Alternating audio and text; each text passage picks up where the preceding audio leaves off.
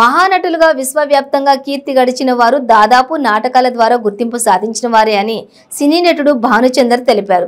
తిరుపతి జిల్లా గూడూరు పట్టణంలోని సంస్కృతి సమ్మేళనం మాజీ అధ్యక్షులు దివంగత సిద్ధారెడ్డి జనార్దన్ రెడ్డి నివాసంలో ఆయన మీడియా సమావేశం నిర్వహించారు. గూడూరు పట్టణంలోని సంస్కృతి సమ్మేళనం ఆధ్వర్యంలో నిర్వహిస్తున్న జాతీయ స్థాయి సాంఘిక నాటకాల పోటీల ముగింపు సందర్భంగా ముఖ్య అతిథిగా సీనియర్ నటుడు భానుచందర్ గూడూరు పట్టణానికి విచ్చేశారు.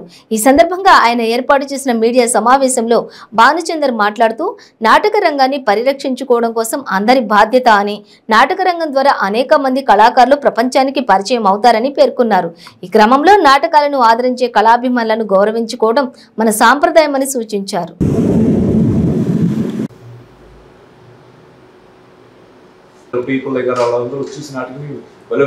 మా రజనీకాంత్ కూడా 45 minutes నుంచి చూసి క్లాస్ కొట్టి వచ్చి నాకు కబుర్లు ఇచ్చుకున్నాడు.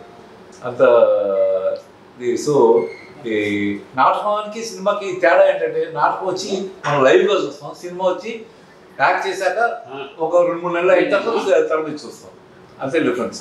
But acting is the same wherever you are. అంటే నాటకం అంటే ఏంటంటే, ఇప్పుడు సినిమాకి మైక్లు ఉంటాయి కాబట్టి ఇప్పుడు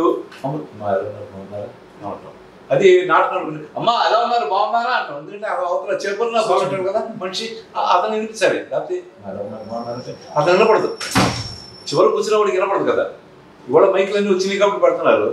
సో నాటకంలో కొంచెం ఎగ్జాజరేట్ చేసి అవ్వాలి, పో మా ఇంటి నుంచి అని చేయి చూపించాలి, ఓహో వెళ్ళిపోమంటున్నారు అంటారు, లేకపోతే